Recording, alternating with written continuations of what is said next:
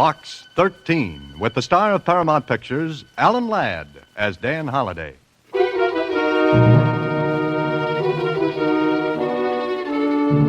Box 13, care of Star Times. You advertised for adventure? I have it for you. If you will go any place, I can offer Paris. If you will do anything, you are the man I need. If you're interested, call at my office any day between the hours of 10 a.m. and... Any day between the hours of 10 a.m. and noon. I am at 247 Wabash Place, signed William Martin.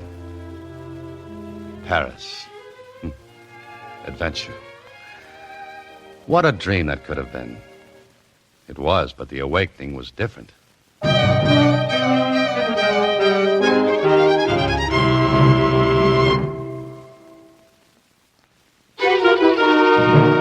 And now, back to Box 13 and Dan Holliday's newest adventure, Diamond in the Sky.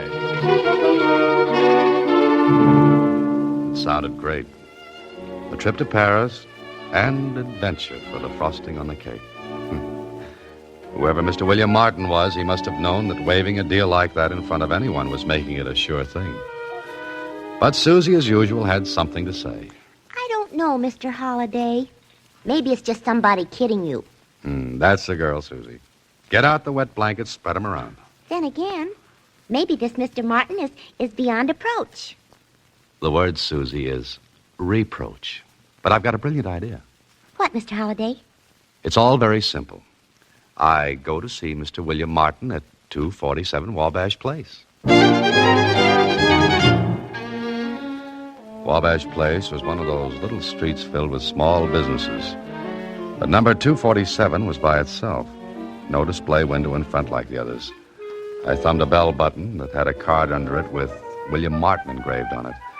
1 minute later, after introductions, I was looking across the desk at a short, stocky, apple-cheeked man who said... No one knows you have come here, Mr. Holliday? No, just my secretary. Oh, but she won't say anything. You're positive? I am. Ah, good. A cigarette, Mr. Holliday. Oh, yes, thanks. And a light. You do not like my brand, huh? All this lacks is a fuse. What's in it? My special tobacco. But here's an ashtray. Thanks. Well, Mr. Martin, you wrote that letter to Box 13, and here I am. Ah, good. Down to business, then. He opened a drawer, took out a photograph, and slid it across the desk to me. What I saw was a picture of a diamond. But what a piece of ice. I was studying it when Martin spoke again. I see by your expression, Mr. Holliday, that you are properly impressed. Oh, I'm impressed, Mr. Martin. What is this, the Rock of Gibraltar or something? Not quite. That is the Mirabilis diamond. Oh. You've heard of it, then? Yes, but how does it concern me? Here. These credentials will tell you who I am. William Martin. Well, that's my name, yes, but, well, you look. Martin passed me a sheaf of papers with his photo on them. He was William Martin, representative of Jason Van de Cleef. The name sounded familiar. Martin read my expression again, and... Mr. Vanderclift is a diamond merchant. He has recently purchased the Mirabilis for $1 million. That's a lot of hay for a lot of ice. I beg your pardon? I'm sorry. Go ahead, Mr. Martin. The gem is in Paris. I am to get it and bring it over here. I see. And, Box 13? You will go with me, Mr. Holliday. I have reservations for you on the plane. Oh, now, just a minute. I'm not a bodyguard, Mr. Martin, or a private detective. Please. Nothing so crude, Mr. Holliday. No, I have a much better plan. But first, let me tell you something. There is no jewel thief in the world who would not risk everything to get the Mirabilis. He could never sell it. No. But it could be cut up, and any one of the smaller stones would more than repay the thief for their trouble. Yes, I guess you're right. Okay, where do I come in? Well, it is very simple. But like all simple things, it is brilliant. I thought of it. Congratulations. Thank you. Now, you will pick up the diamond in Paris. I will go on the same plane, but we shall be complete strangers to each other. Do you begin to see, Mr. Holliday? Sure. If anyone's wise that you're going over to get the stone, they'll follow you. Exactly. But I won't have it. You will. I shall stroll around Paris as a tourist. Anyone following me will be, shall we say, following a red mackerel? All right, let's say it. Oh, but there's only one thing wrong. Wrong? I did not think of something important? Yeah, that's right. Me. Suppose this plan doesn't fool anyone. Then I'm set up like a clay pigeon. You lose a Mirabilis, and I'm just another claim for the insurance company. Oh, no, alors, you have no worry. Well, maybe I worry easily, Mr. Martin, especially if I'm carrying $1 million worth of bait. Mr. Holliday, only you and I know of this. There can be no leak of information unless you tell someone. Oh, sure, I'll go around telling everyone that Dan Holliday's a setup. Here I am, fellas. Come and get me. That's right. And thieves would kill to get the diamond. They have already. Why, I can tell you the history of the stone. Calcutta, murder. London, murder. Vienna, 2 deaths. And Mr. Martin, skip the cook's tour of the morgue, will you? But you advertised for adventure, Mr. Holliday. You will go any place, do anything. Well? Touché. A little below the belt, but touché. And you've added one more to the population of Paris.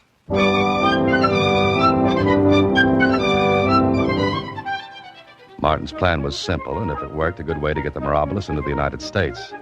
I said if. Hey, who invented that word? Well, it was 3 days later that I was ready to leave, passport okay, papers in order, and a phone call from Martin warning me not to recognize him when we were on the plane. I gave instructions to Susie and left for the airport. A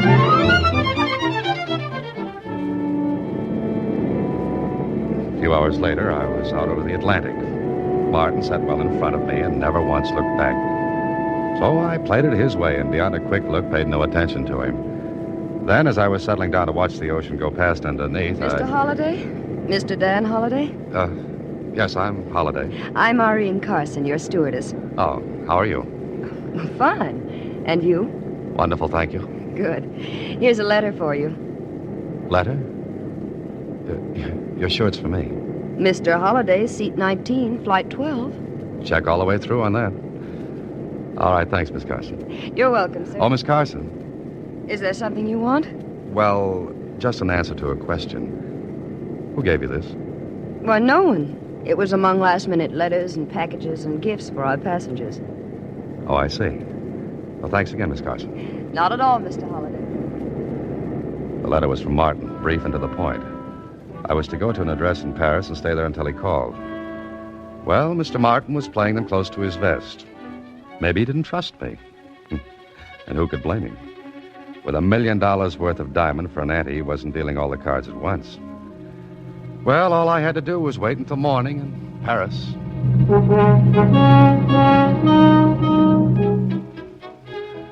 Early next morning, we landed at the Bourget field. I stuck close behind Martin leaving the plane, but he didn't give me a tumble, so, well, I guess my cue was to hold up at the address mentioned in the letter until he got in touch. I was trying to flag down a taxi when... Is this the last time you saw Paris, Mr. Holliday? Oh, hello there, Miss Carson. Looks like you're having trouble. Yes, a little. Say, how do you get one of these grounded grasshoppers to stop? You wave in French, like this. Oh, just like that, huh? Just like that. Teach me to wave like that, and I'll be able to get a taxi in Paris. Of course, if you lend me your face. There's nothing to it. Oh, I almost forgot. I came out here to find you. Oh, something wrong? Passport, papers? No, but I believe this is yours. How did you get this? I found it on the floor of the plane just after you left. Oh? What's the matter? Nothing. Can I give you a lift? No, thanks. I have my reports to make out. Maybe some other time if we're still in Paris, huh? Well, I'll be for 3 days before the hop back to the States. No, I see. Well, thanks a lot, Miss Carson. I'll be seeing you. I hope so, Mr. Holliday. She walked away from me. In my hand was the letter from Martin telling me where to stay until I heard from him. I hopped into the cab, gave the driver the address, and then leaned back in the seat to do some thinking. The letter was in my inside coat pocket. Pretty hard for anything to fall out of there. But my coat had been on a hanger, and I'd been away from it just long enough for anyone to pick up that letter. So, if anyone was wise to the way the game was being played, Martin was home safe, while I stood a better than even chance of being picked off of first base. A half hour later, I was sitting in the little room at the address given me when... Yes? We? Hello. Holiday? Yes? Oh, Martin? Yes. Everything was all right? Fine. Now what? You are sure no one knows where you are? Well, Holiday, All right, no one knows. Now what? here is an address. Go to it. There you will pick up the package. Okay. Now, don't write this down. Remember it. Do you All right. hear? All right, I can remember it. 45 Rue de la Guerre. 45... No. Do not repeat it there. Just remember it. All right. Please, Mr. Holiday, you understand my concern. Look, my neck's out of yard, too, Martin. Of course. Now listen. There is a Monsieur Corre. Ask for him.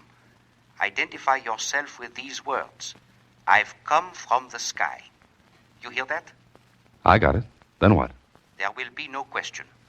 Those words are our code. Now, I am registered at the Vendôme Hotel. Leave the package for me at the desk. Just like that, I leave a package I know for... what I am doing. Now, that is all.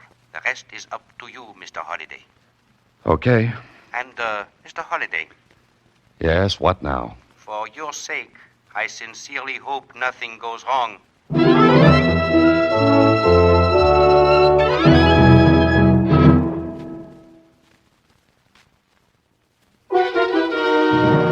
And now, back to Box 13 and Diamond in the Sky with Alan Ladd as Dan Holliday.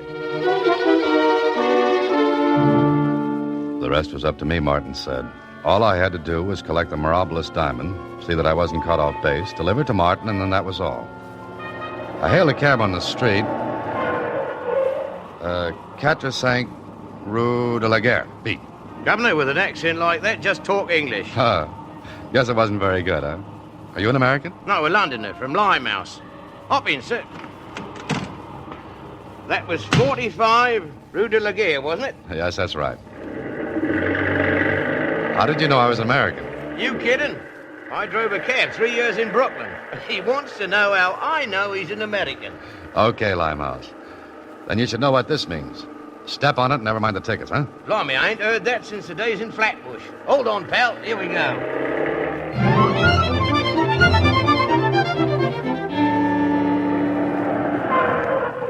You're here, Governor. Want me to wait? Yeah, and keep that motor hot. Hey, what's up? I don't know. Something hot? Just wait. Okay, Governor. I'll be here. I went into the house, asked for Monsieur Corre. Gave him the code words, I've come from the sky. And without a word, he went to the fireplace, lifted out a brick, and handed me a velvet case. Well, after all this, I had to take a look. Inside the case, well, the Mirabilis looked like a piece of something that would make any crook risk his neck. Or mine. I snapped the case shut. Corre said nothing, just watched me. Showed me out. All right, Limehouse. Vendôme Hotel and on the way. Don't bother to fly low. I don't know what this is all about, sir, but when you went in that house, that car pulled up back of us and stopped. Huh? And they kept their motor hot, too. Limehouse was right.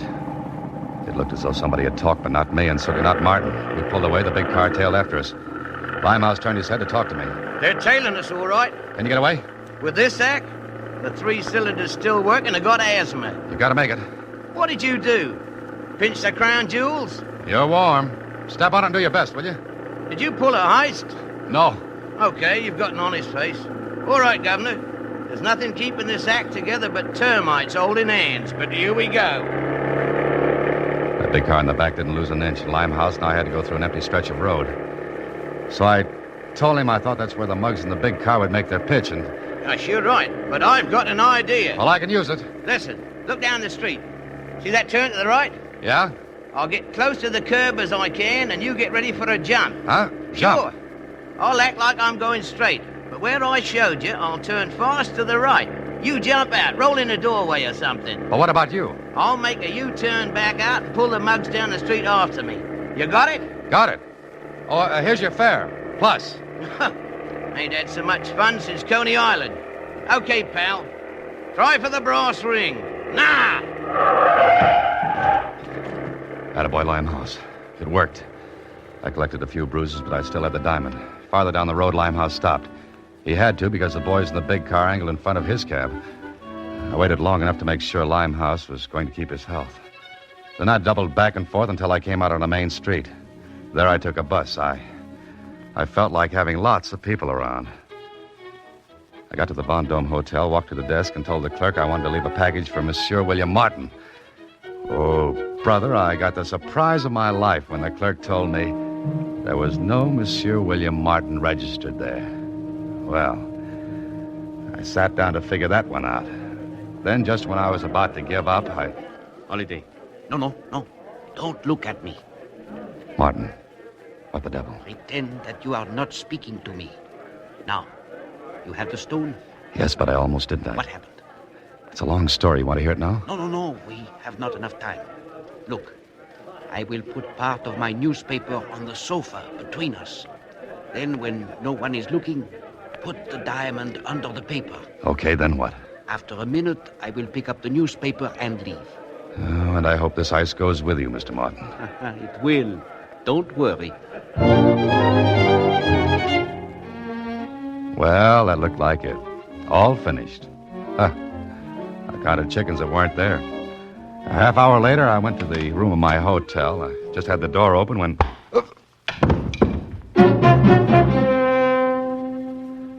I woke from my deep dream of peace with a knot on my head and a distaste for the whole proceedings. And the room? Well, it was in shambles. Somebody had fine-combed it after drumming on my head. The manager knew nothing about it. Well, that made us even because I couldn't figure why somebody took the trouble to slug me and search the room when I didn't have the diamond. Unless somebody thought I was still carrying it. That somebody? I had an idea, and 40 minutes later, I was sitting across from Irene Carson at a little sidewalk cafe. Mr. Holliday, you're insane. I will be after another knock on the head. But why do you accuse me? Because no one but Martin knew where I was going to stay in Paris. And you. But this is ridiculous. How should I know? The letter you said dropped out of my pocket. It did drop from your pocket, and I did not read it. Really, I think this is a ridiculous story. A Mr. Martin who wasn't at his hotel to pick up a diamond worth $1 million, men chasing you, hitting you, searching your room. And now, simply because I had my hands on a letter, you accuse me of... Who else knew? You're Mr. Martin. And that's another thing. I never saw you with anyone on that plane. You spoke to no one. You got off alone. Really, Mr. Holliday, it's a fantastic story. No one saw me with Martin. Exactly. Now, if you'll excuse me, I've got to get back to Le Bourget. You've taken up too much of my time already. All right, Miss Carson. But will you do me a favor? What? Confess to the whole thing? Admit I'm a notorious international jewel thief? No, just get me on a plane back to the States. Look, I apologize. All right. All right, I accept the apology. And I'll do my best to get you out of Paris. You seem to be allergic to trouble here. You're so right, Miss Carson. You're so right.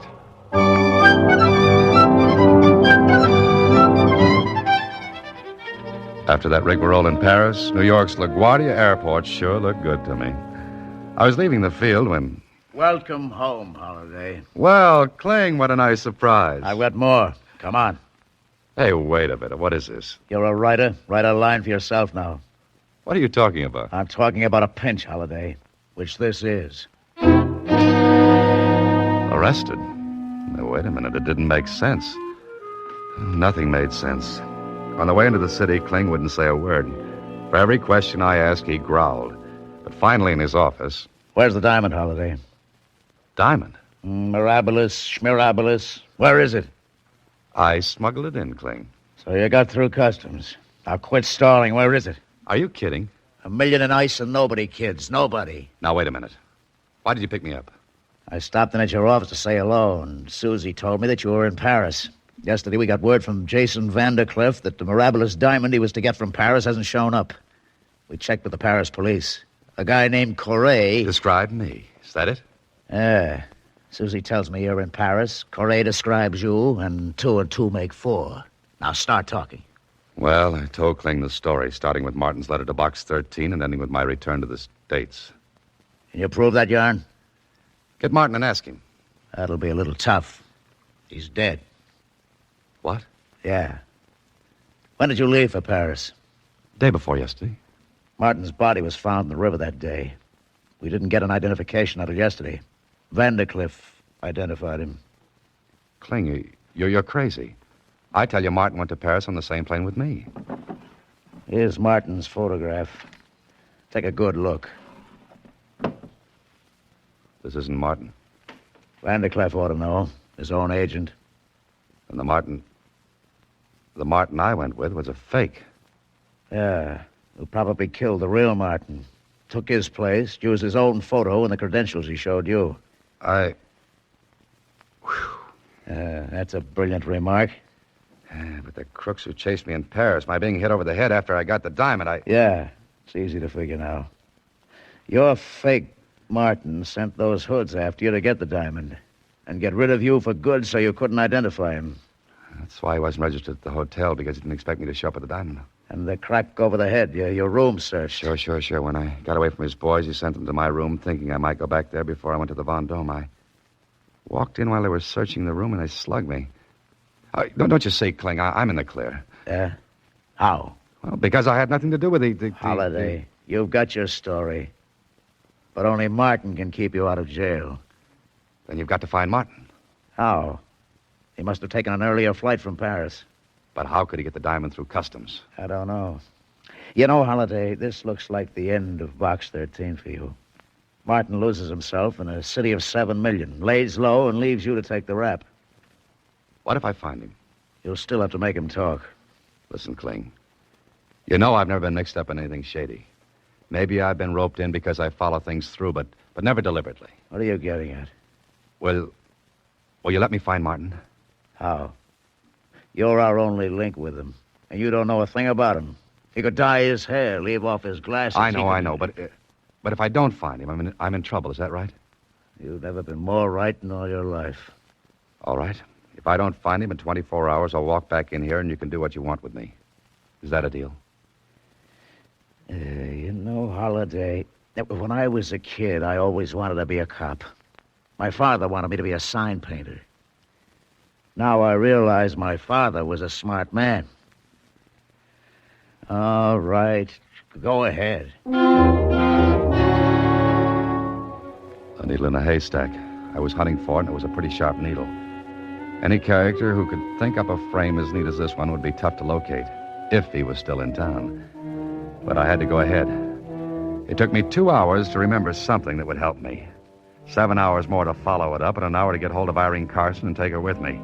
Then call Kling and give him the setup. It was later that night that I knocked on a door. Yes? Who is it? Telegram from Mr. Benjamin Slade. Oh, one moment, please. Hello, Martin. What? I used to be a salesman. I'm good at sticking my foot in doors. Who are you? Mother Hubbard, and I've come to take a look in your cupboard, Mr. Martin. My name is Slade, Benjamin Slade. So, you did dye your hair. And you're much prettier without glasses. I have never seen you before in my life. Yes, but I've seen too much of you. Come on, Slade, or Martin, give it up, will you? What brought you here? One of your peculiar cigarettes. I remembered I tried to smoke one when I first met you.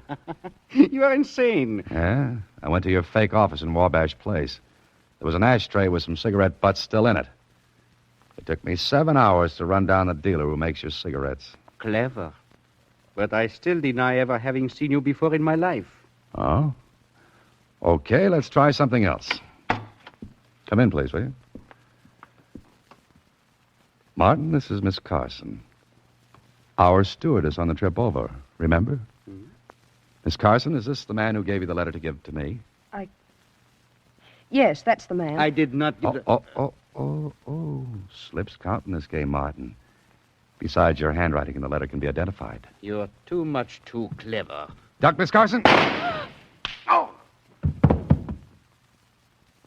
Okay, Martin, without a gun, you're just another sitting duck. Now get up and come on.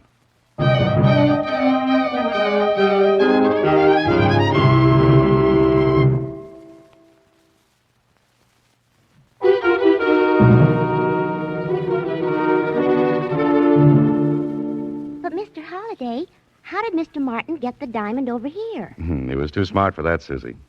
He left it in Paris. Oh. He got out and planned to return later. The Paris police have found it. You know, he was pretty silly. Silly. Oh, how'd you figure that out, Susie? Well, $1 million? Jeepers, look at all the income tax he'd have to pay on it. Huh? Oh. Good night, Susie.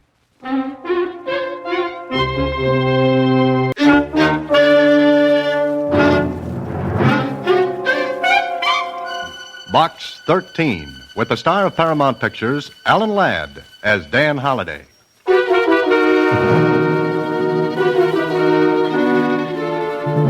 To Box 13, care of Star Times. Dear Dan, if this is the way you want it, okay.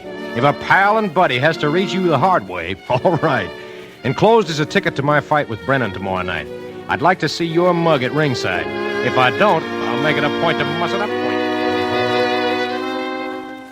If I don't, I'll make it a point to muss it up for you. Johnny Capelli. Johnny Capelli, a kid when I first met him, fighting in a different way, at Anzio.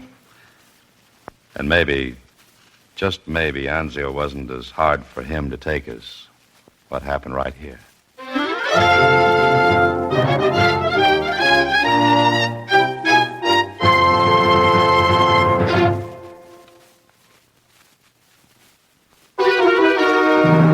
And now, back to Box 13 and Dan Holliday's newest adventure, Double Right Cross. Johnny Capelli, contender for the middleweight crown. A big, overgrown kid with a smile full of white teeth and a heart full of kindness for everybody. Johnny Capelli? I never heard of him, Mr. Holliday. Well, you don't read the sport pages, Susie. But you know him, huh? Uh-huh. We played duck on a rock on the beach at Anzio for keeps. I saw him a little while ago. Told him my Box 13 idea, and I guess he saw the ad in the Star Times. And you're going to fight, huh? Yes, that's it, Susie. Did he send you a bedside seat? There's nothing I can do with that one. So long, Susie. In the driving rain, I headed for the stadium, and my cab ran fenders first into a traffic jam. Well, there was no use trying to get through, so I paid off the cabbie and started to plow the rest of the way to the stadium. I looked at my watch 2 minutes after 10. The first round of the fight was underway. By the time I hit ringside, people were already on their feet leaving. And there was booing and talk. Capelli knocked out. Capelli acted like a fourth-rater. Johnny Capelli laid down. I pushed my way back to the dressing rooms. There was a little knot of people around one door, and a girl was rattling the knob and calling, Johnny, please open the door. Johnny. What's the matter? What's going on? Who are you? Reporter, beat it. No, I'm a friend of Johnny's. Who are you? His manager. I mean, I was, but not after tonight. He loses one fight and you're quitting. Yeah, like he did. When he comes out of there, tell him he can take this contract and tell him. You're Helen, aren't you? Yes. Please go away. Johnny can't see any reporters now. Please go, will you? I looked at her. So this was Helen. The girl Johnny dreamed about, talked about, raved about, then talked some more about. All the while he and I were trying to miss the casualty list in Italy. The girl he sent a diamond brooch bought with a year's pay he hoarded like a miser. Well, if looks counted, she was worth it. She rattled the knob again and... Please, Johnny, it's Helen. Johnny. May I try? Johnny! Johnny, this is Dan. Dan Holliday. Dan Holliday. Oh, yes, you recognize the name? Oh, yes, Johnny spoke of you. He said that... What's the matter with Johnny? He won't come out, Holliday. Oh, who are you? Helen's brother. You see if you can get Johnny out of there, Holliday. Johnny? Johnny Capelli. It's Dan, Johnny. Is there any other way out of this dressing room? Yeah, the window. This is the ground floor. He could have got out of the window. Look, both of you, Helen and... Name's Eddie. Yeah, all right, Eddie. Get somebody with the key to open this door. Go ahead, Eddie. Step on it. Okay, be back in a minute. Now, what's all this about, Helen? Oh, I don't know. As soon as the fight was over, he came... He was conscious? Yes, he walked, but we got the door here, and he broke ahead of me and ran in and locked the door, and I... All right, Helen. All right. Now, take it easy. We'll find out what's happened.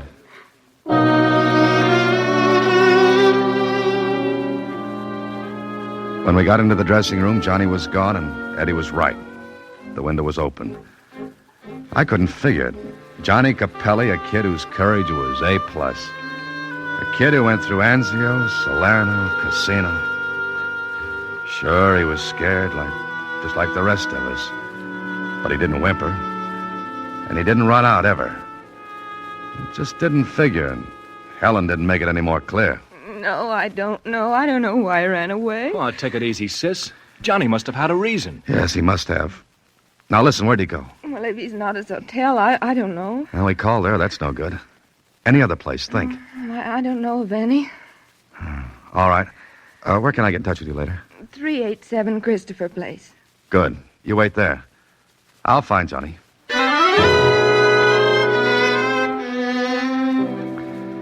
It was tough, but I finally tracked down a cab driver who remembered picking up a man back of the stadium.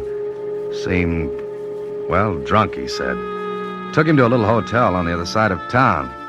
It could be Johnny, so I went there and... Go away. Johnny? Get out. Listen to me, Johnny. This is Dan. Dan Holliday. Dan? Yeah, let me in, Johnny. No, go away. Just go away, will you? What are you trying to do, Johnny? Nothing. Please, will you go away? Look, kid, let me in or I'll break in.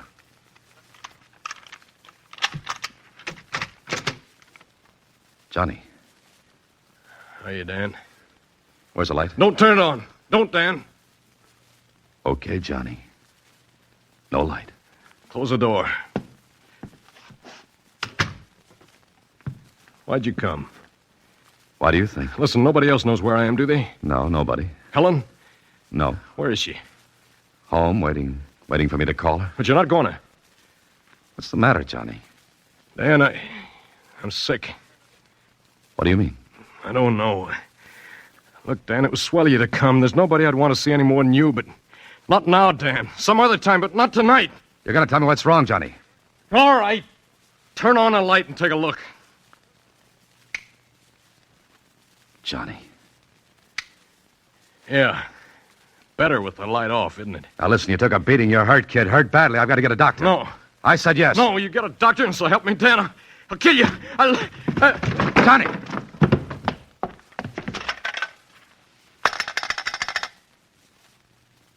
Hello, desk clerk. Listen, get a doctor to room 10 right away. And that means right now. All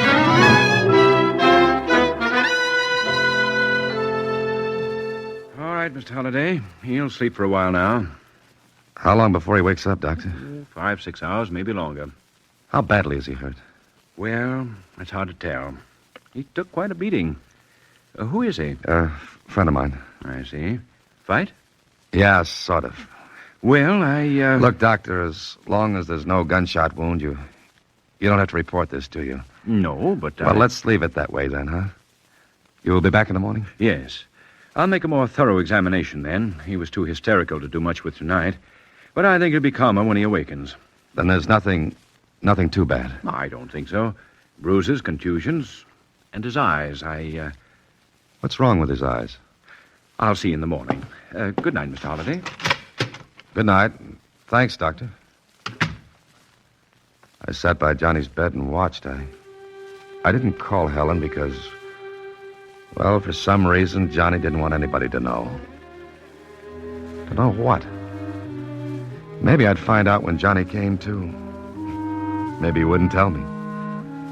But I just couldn't see Johnny running out on anything. There had to be something wrong. Something big.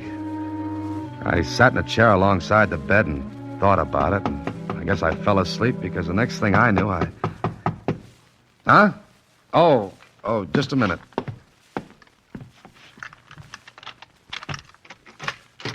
Good morning. Good morning, Doctor. Is he still sleeping? Yeah. Maybe for another hour or so. But I'll wait. Thanks. You'll be all right?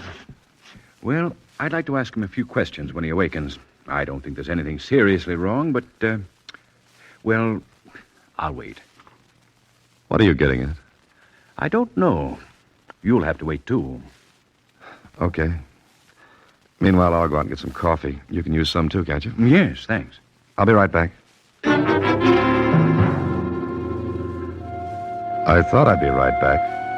But when I got down to the street, something changed my plans. There was a newsstand, and the first thing that hit my eye was a sub-headline. It said, Boxing Commission holds up Capelli purse. Capelli disappears after fight fiasco. I hurried to a phone, called the Star-Times, got a few strings pulled, and a half hour later I was sitting across from the commissioner at his home. Just exactly what interest do you have in this, Mr. Holliday? I'm a friend of Johnny's. I see. All right. You must have something important to tell me. This early in the morning. I want you to tell me something, Commissioner. What? Why is the commission holding up Johnny's purse? Because we believe the fight was not quite on the level. Meaning, you think Johnny threw it? We don't know. We're going to look at the movies this morning. Johnny didn't throw that fight. Did you see it? No, I didn't, but Then how do you know? Well, because I know Johnny. That's your only reason? I think it's enough, Commissioner. Look, Mr. Holliday, we have one job to do. Keep the boxing game fair and square as a service to the fans who pay their money to see good, clean sport. Capelli was a 10-1 favorite last night. A big bet placed on Brennan would bring a lot of money to anyone. Meaning Johnny might have bet on Brennan? It's been done. And the commission is in business to see that it doesn't happen anymore. Until Capelli proves otherwise, we'll say he threw that fight. I didn't believe it. But Johnny lost. He lost badly. And he did run out, and he wouldn't tell why. I went back to the little hotel and ran into the doctor who was just leaving. Oh, Mr. Holliday. That cup of coffee took a long time. It wasn't coffee. How's Johnny? He'll be all right. That all? No. Last night when I examined him, something puzzled me. What? His eyes. Pupils dilated. And? This morning when I examined him again, I asked a few questions. What about? Your friend had every symptom of bellamine poisoning. Last night, the pupils of his eyes were dilated, and... Wait a minute. That would affect his sight, wouldn't it? Yes. Taken internally, bellamine is poisonous. Quarter grain and up is fatal. And less than that? Dryness of throat, nervousness. In other words, if someone gave him bellamine, he'd have a hard time seeing. Very difficult. And if he were a boxer? Well, if he were a boxer and went in the ring with his eyes in that condition, he wouldn't be able to see his opponent.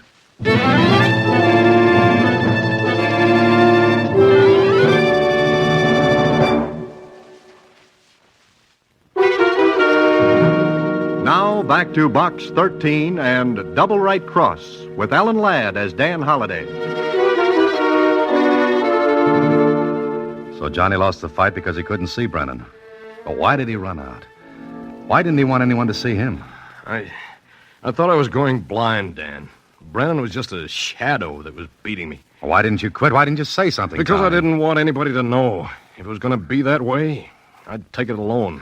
Noble, huh? Look, Dan, I waited a long time for that fight. It meant a crack at the title.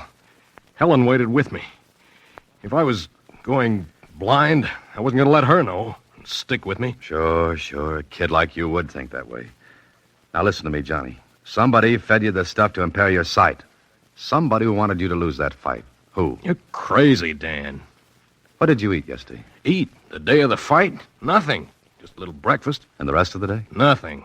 Liquids? Water? Milk? Of course not. No fighter fills himself up with liquids. Makes him logy, heavy on his feet. But, Johnny, the bellamine had to be given to you just before you went into the ring. Any earlier in the day, and the effect would have worn off before the fight. Look, why don't you lay off, Dan? I'm telling you, I didn't eat anything or drink anything, not for hours before the fight. But you had to. No, I know what I did. Look, maybe it was my eyes. Maybe it is what I thought. I got hit in Italy, Dan. Maybe... It's not that. The doctor knows what he's talking about, Johnny. Somebody fed you that stuff. Who? You tell me. Nobody. I didn't eat, drink. Do I have to go over all that again? No.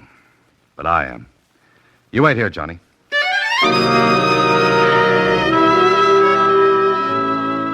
Johnny was a 10-1 favorite over Brennan, and somebody played that for all it was worth.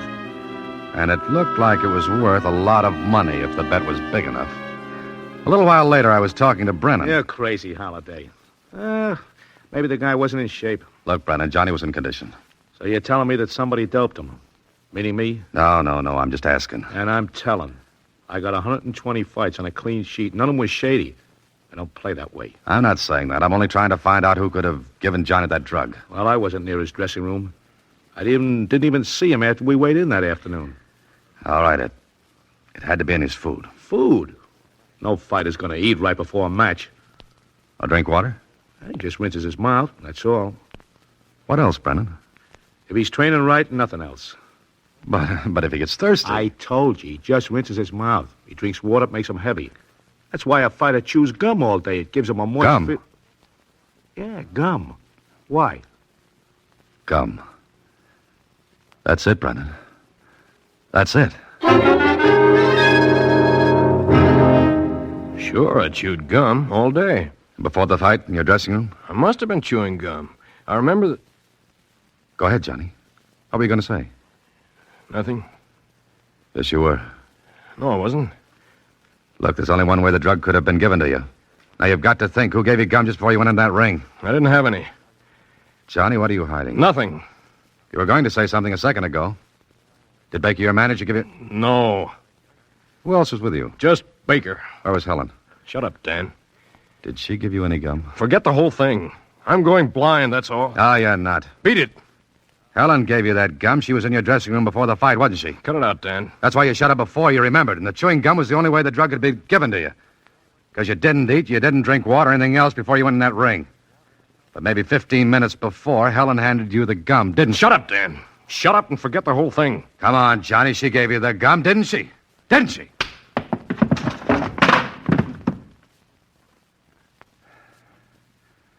You still got a good right, Johnny. I'm sorry, Dan. Sure. Sure, let's forget it.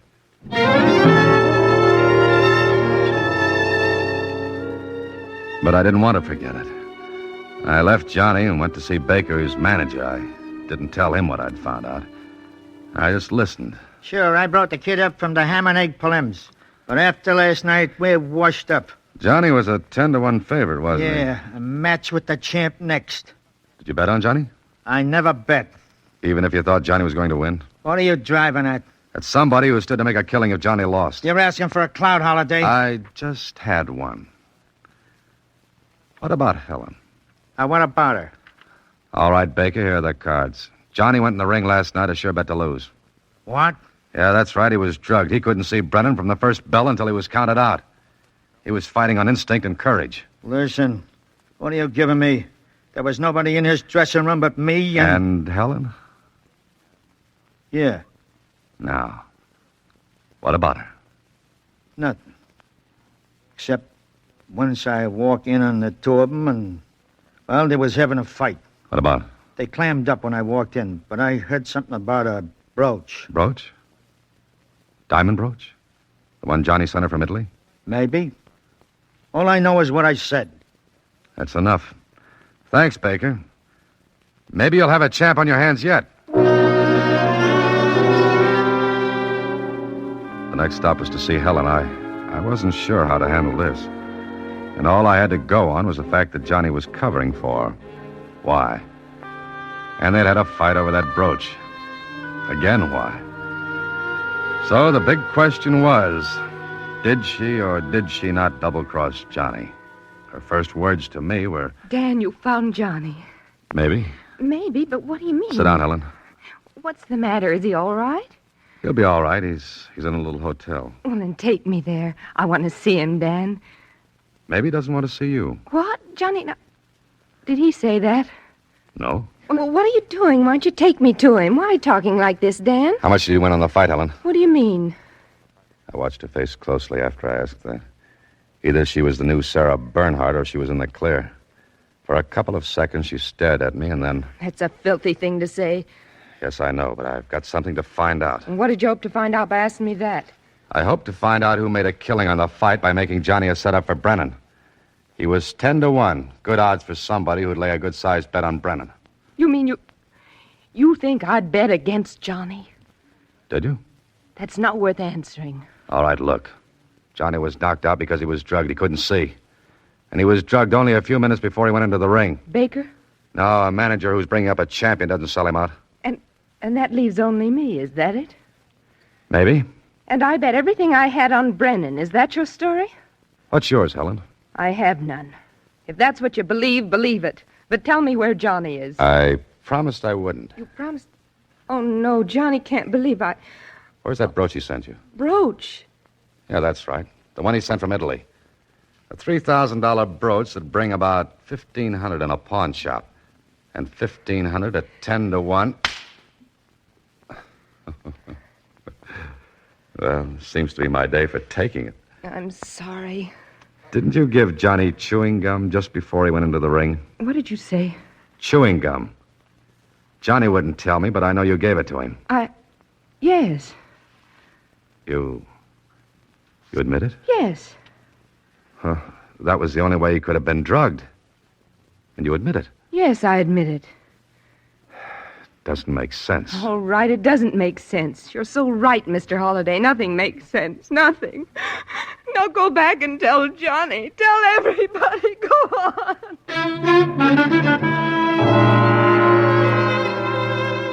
Well, this I couldn't get. Two of them. Johnny and Helen knowing it must have been the gum and Johnny not wanting to tell me. Then Helen coming right out and saying she gave it to him. Okay, there was one answer, and I hunted for it in the shape of that brooch. I called Lieutenant Kling at headquarters and got him to do me a favor. It took almost the rest of the day, but late that afternoon. Brooch? Yes, the police called, but I assure you I did not receive stolen goods in my shop. The police know that I don't... Sure, you're in the clear. Now, don't worry. Has the brooch been redeemed yet? No. Look, all I want to see is a slip and who signed the brooch in. Well, here, I have it ready. I thought it would be the police who would come. It's right here. Here you are. There's no mistake about this. Oh, no. I let him have $1,000 on it. 1,000? And you're sure? Yes. There's where he signed his name, John Capelli. No, that couldn't be right. Unless Johnny was afraid he couldn't make a fake fight look good and wanted to make sure. But where did Helen figure? And why? Why? Then it hit me. Johnny protects Helen. Helen admits she did it. It made so little sense it began to clear. I checked with betting agents and found one who took a bet on Brennan, a bet of $1,000 at 10-1. He remembered who placed the bet, so... Well, that gave me one more call to make. Back I went to Helen's apartment.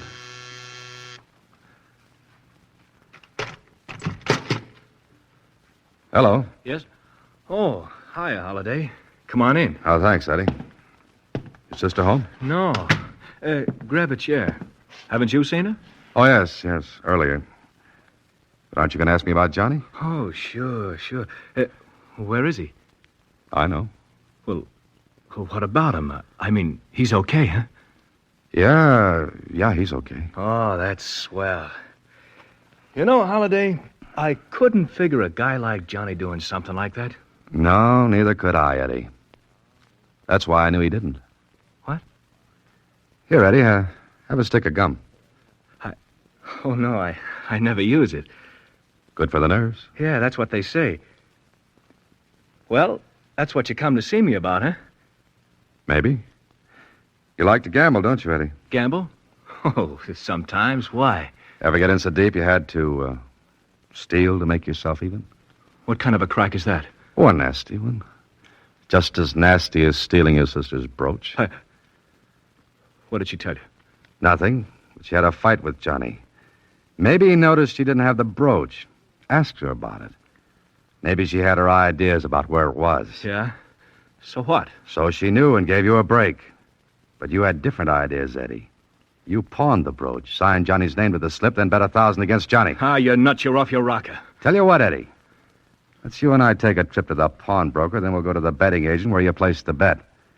Maybe I won't look so much off my rocker then, huh? All right. So what?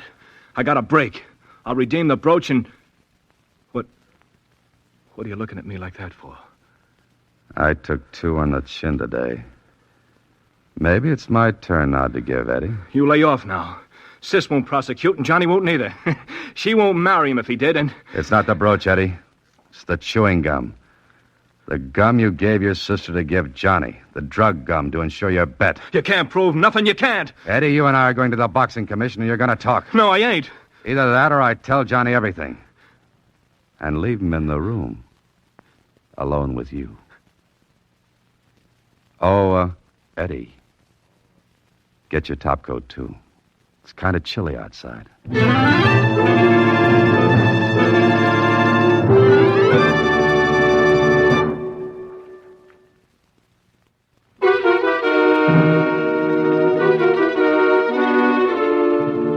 Well, Susie, as they say in the books, all's well that ends well. Gee, it's so romantic. Johnny and Helen getting married, Johnny getting another crack at the championship, and I... What's the matter? What's the matter, Mr. Holliday? Oh, Susie, my jaw is really sore. Johnny hung a nice right cross on me. What's a right cross? Huh? Well, it's, here, look, put up your hands. This way? Yeah. Mm-hmm.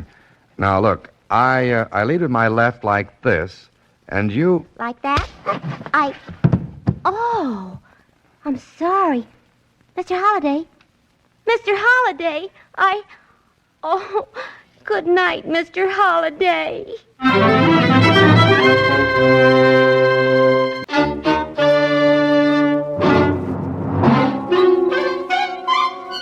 Box 13, with the star of Paramount Pictures, Alan Ladd, as Dan Holliday.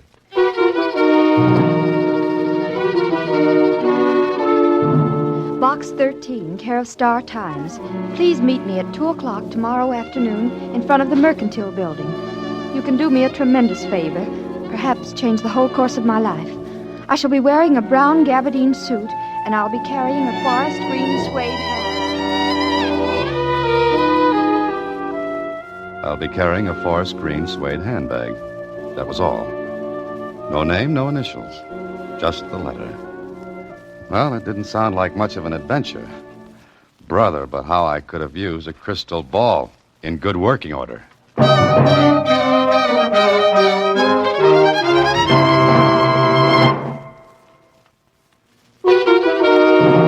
And now, back to Box 13 and Dan Holliday's newest adventure, Look Pleasant, Please.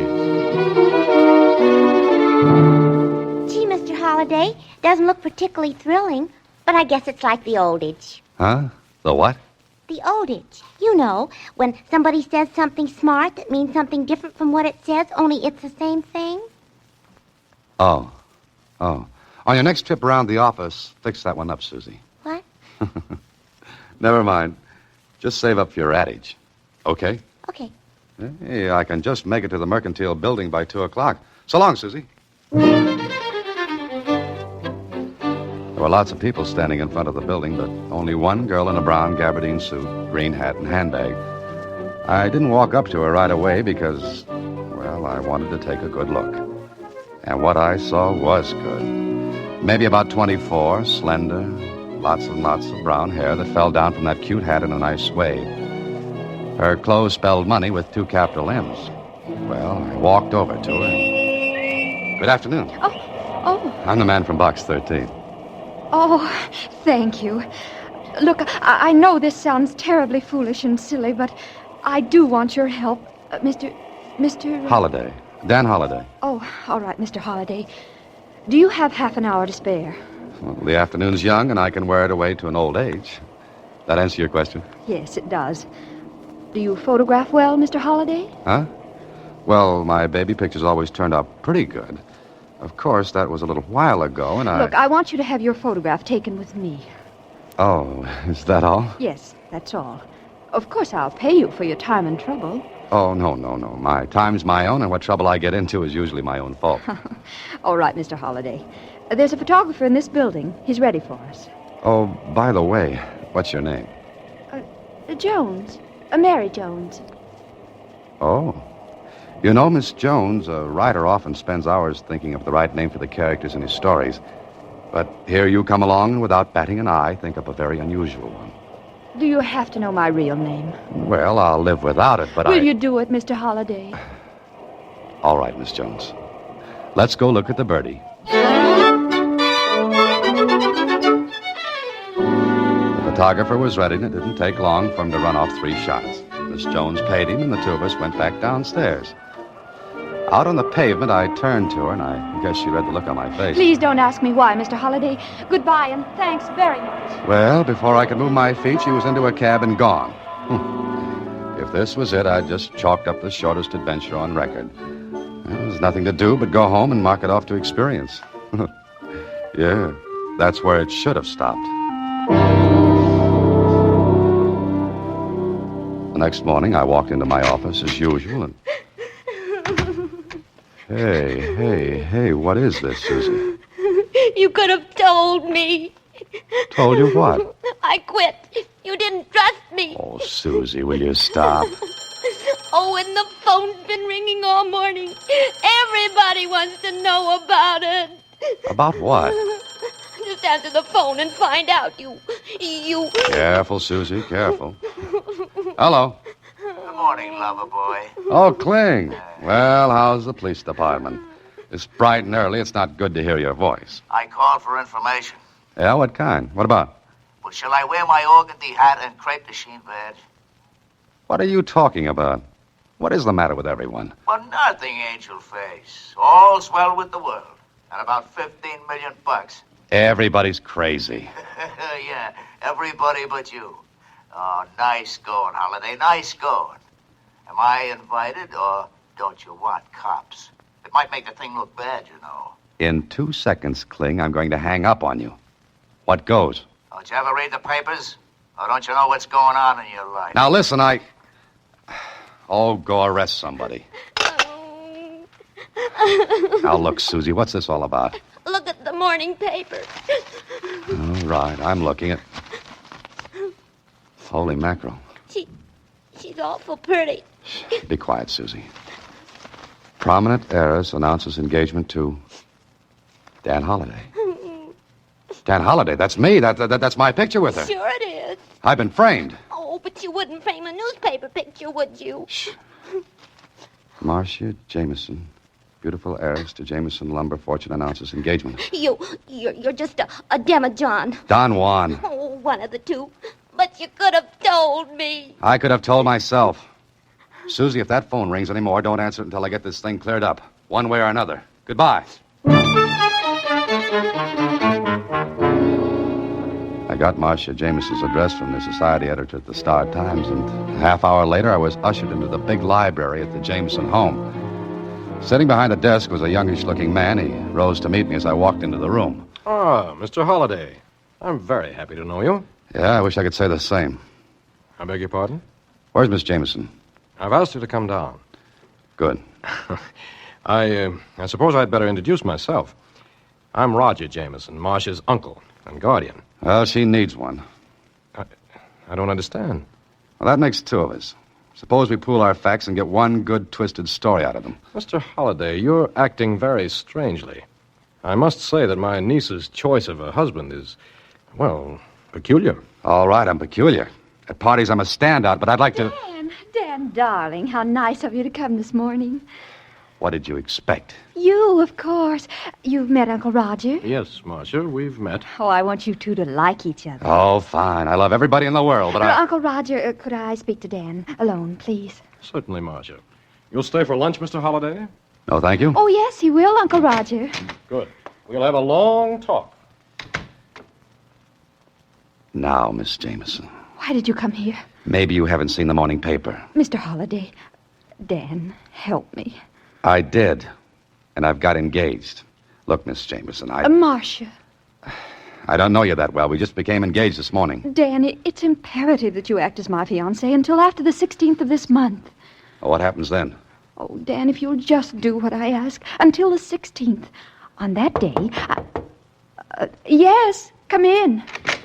Lunch is ready any time. You are staying, Mr. Holliday. Yes, he'll stay, Uncle Roger.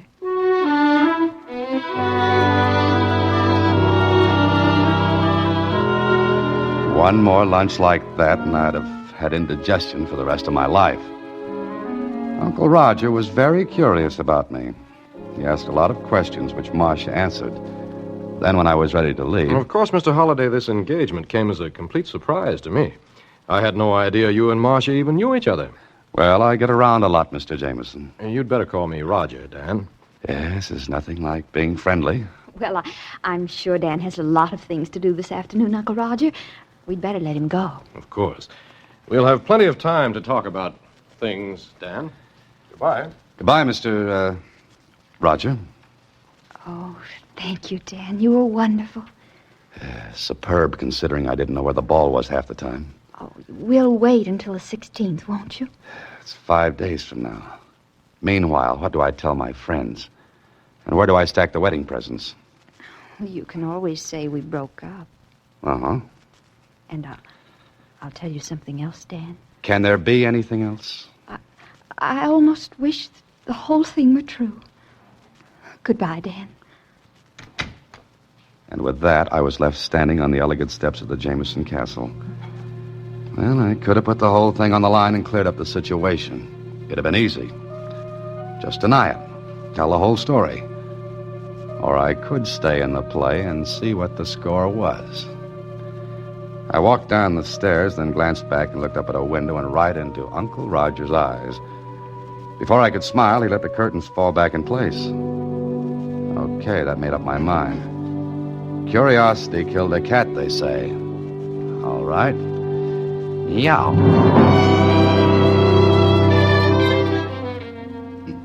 Well, Danny, welcome to the Star Times. And what brings you into the morgue? Jonesy, I want to do some research. So you came to the right place. Oh, congratulations. Thanks. That's a lot of dough you're marrying. Yeah. Kinda sudden, wasn't it? Known her a long time? Jonesy, I feel as though it was just yesterday. Now, get me everything you've got on her. Huh? You're gonna look up your own fiancée? Yep. What's the idea? Kind of silly, isn't it? Well, it's your business. I can put my fingers right on the stuff you want. We got much? All here. Matter of fact, I was reading about her this morning. When I heard you were marrying her, I did some work. And? Well, on the 16th of this month, she comes into about 15 million. What? Yeah. But she has to be married by then. Oh. How come? Her father's will says so. If she doesn't marry by the 16th of this month, this year, her 15 million goes to, Roger Jameson, uncle. Oh-ho. You didn't know? I don't know a lot of things. What else have you got, Jonesy? She had kind of bad luck before. Yes, what kind? Engaged twice before, and both her fiancés had accidents. Bad? Yeah. Dead? Well, if they weren't, they had an awful dirty trick played on them. What? They were buried.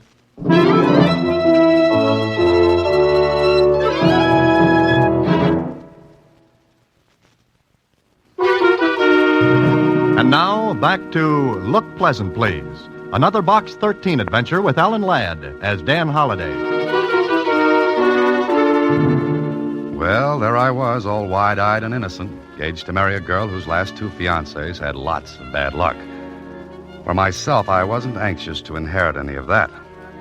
But I had to find out a little more. So I went back to the Jameson place. The butler recognized me and let me in without announcing me. I walked down the hall and heard voices in the library.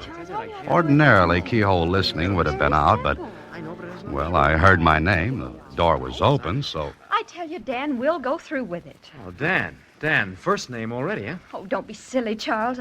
I've got to convince everyone he is my fiancé. Well, what if he backs out before the 16th? He won't. What makes you so sure? I know. Huh? Oh, don't be stupid, Charles. I'm not stupid. I'm just careful. Darling, you know better. Well, All right, Marcia. Now, you'd really better go, Charles. After all, you know... As they say in Alice in Wonderland, curiouser and curiouser. I was wondering about it when Charles came toward the door. I backed away and ducked into another room. Well, where is Dan now? I don't know, Charles, but you'd better get back to the office or Uncle Roger will miss you. All right, darling. Bye.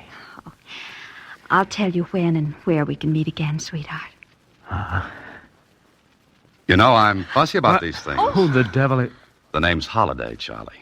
I'm engaged to Marcia. How did you get in? The front door. It works. You ought to be ashamed of yourself, Charles, kissing another man's betrothed. Well, now, look, Dan, Oh, you go on, Charles. Dan, I want to explain something. They could stand it. Now, look, Holiday, Go on, Charles. Oh, very well. I'll see you. Will you come into the library, Dan? But I've got a book. Please, I owe you an explanation. Okay. All right, go ahead. Well, Charles is... Charles is the man you love. That the line you're hunting for? Yes, All right, that's the first I'll leave out of the bottle. The rest should be easy. but it isn't. You see, Dan, your life's in danger. Yes, I gathered that from the things I read a while ago. You read? Yes, the newspaper files. Oh, Dan, if you want to, you can back out. Uh-huh, I know. But maybe I'm more than a little curious. But you know about my two fiancés. Extinct. Uncle Roger killed them, or had them killed. And Uncle Roger knows nothing about Charles? No. And the aforementioned uncle thinks I'm fiancé number 3 in order of appearance. Uncle tries to put a block on me while Charles goes for a touchdown, right? Oh, you make it sound so brutal, heartless. Got any other words for it? You and Charles live happily ever after. I don't. All right, you can do as you please.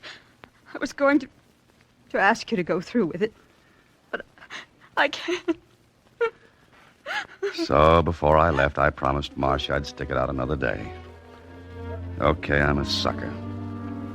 But if Uncle Roger was going to toss a curve, I'd at least be waiting for it. But before I went any further, I called on Lieutenant Kling, told him what was up. He was very sympathetic. Oh, what a story. Ha, ha, ha, ha. Strikes you funny, huh? Yeah. All I want to know is, was there anything that might have tied the uncle in with the deaths of Marcia's fiancés? No. You're sure? Sure I am. When I read about your engagement, I remembered her name. And? Those deaths were accidents. And the uncle? Clean. Look, Kling, maybe he's smart. Yeah, could be. There are lots of smart people in the world. Oh, but I'm not one of them. Is that it? Look, Holiday, I warned you that someday your Box 13 routine would land you in a slippery spot. Okay, it's up to you to keep your footing. Kling, just suppose I lead with my chin, and Uncle Roger takes a poke at it. Would that open up the other 2 cases? Sure. All right, maybe I'll do it. Holiday. What? Look, take it easy. Why, Lieutenant, you sound concerned for me. I'd miss having to hold your hand every once in a while. Well, what are you going to do now? Call on Uncle Roger and make like a sucker.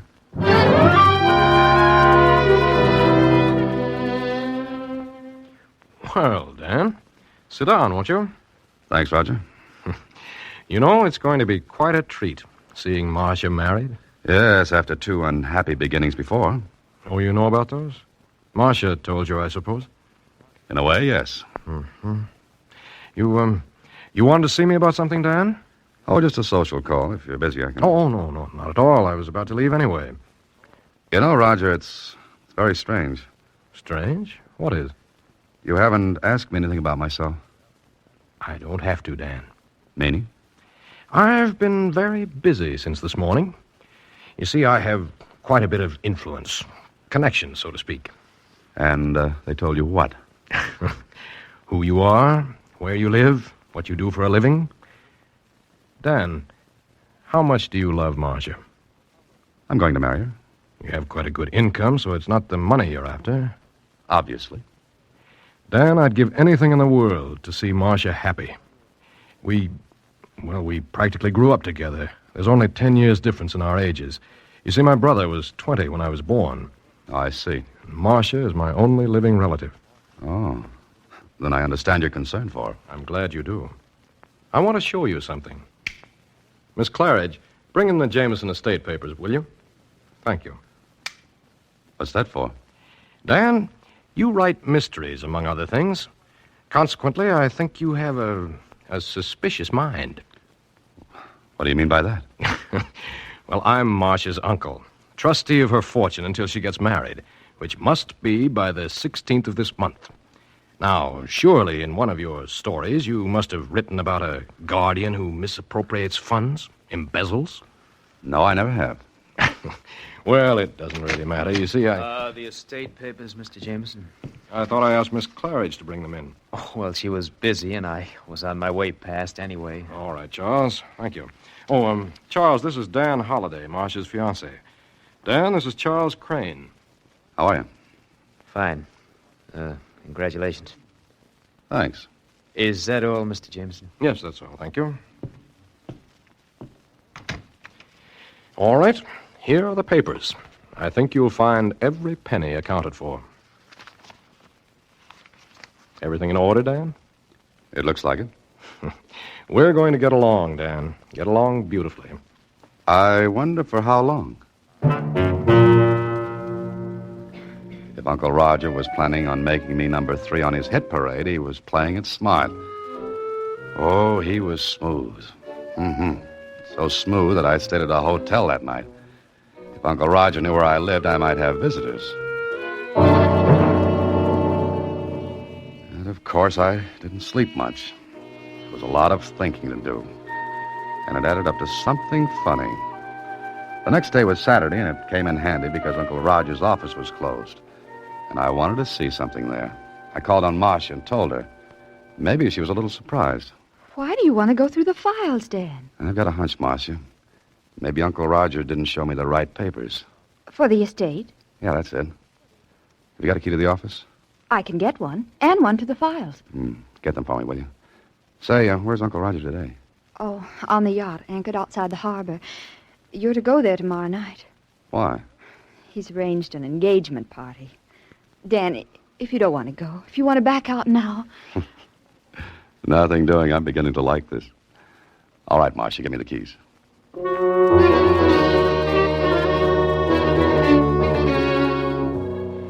Getting into the office was easy. I went to the files marked Jameson. Yeah, the papers were there all right. But not the set Uncle Roger had shown me. These were different. What little I knew about finance showed me some fancy juggling had been going on. I was checking them carefully when a neat round hole appeared in the file case alongside my head. I ducked behind the cases and peeked around just in time to see the outer door to the office close. Somebody with a silenced gun played clay pigeon with me. So Uncle Roger was on the yacht, was he?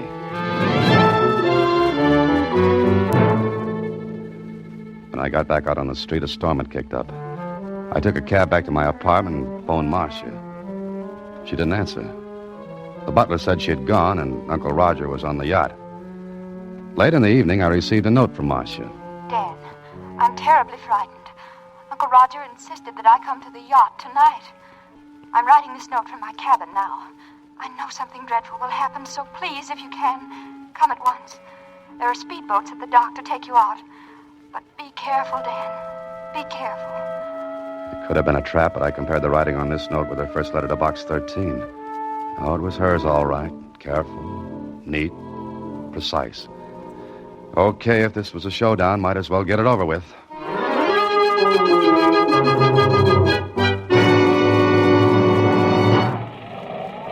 When I got there, the yacht was pitching and rolling like a bad bronc with a burr under his saddle.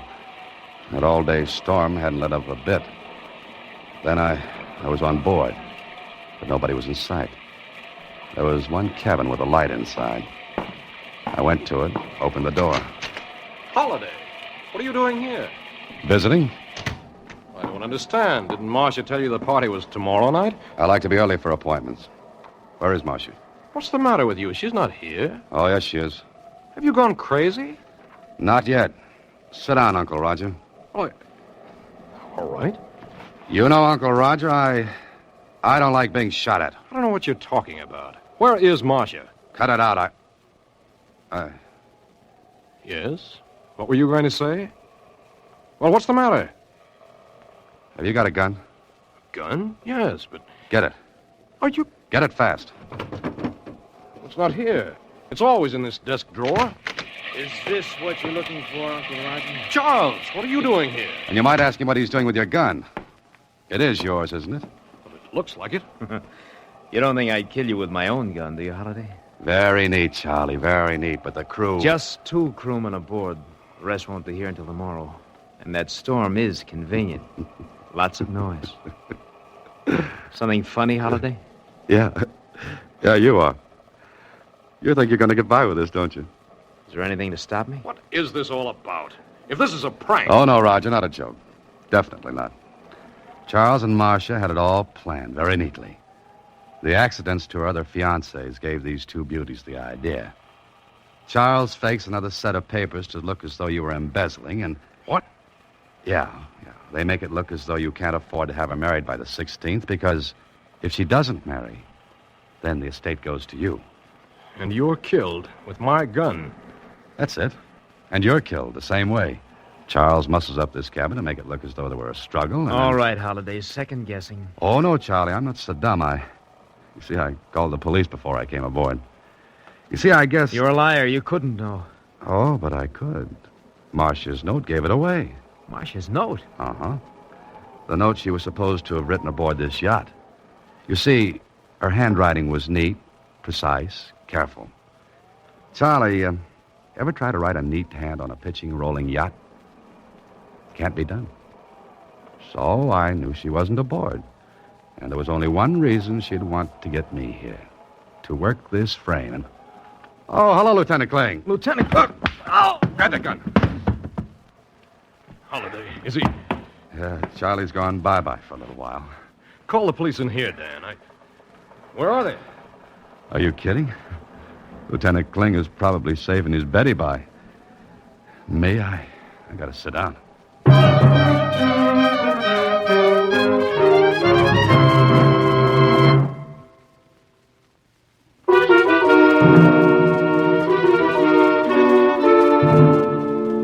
You see, Susie, they weren't satisfied with $15 million.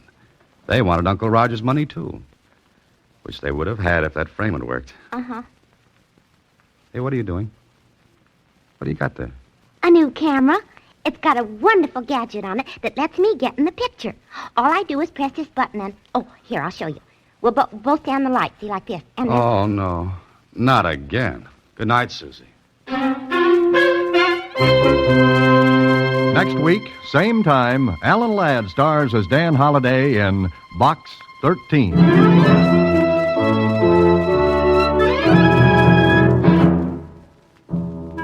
Alan Ladd appears through the courtesy of Paramount Pictures. Watch for him in his latest picture, Saigon. Box 13 is directed by Richard Sandville, with an original story by Russell Hughes, and original music composed and conducted by Rudy Schrager. The part of Susie is played by Sylvia Picker, and that of Lieutenant Kling by Edmund McDonald. John Beale played Roger Jameson. Production is supervised by Vern Karstensen. This is a Mayfair production from Hollywood.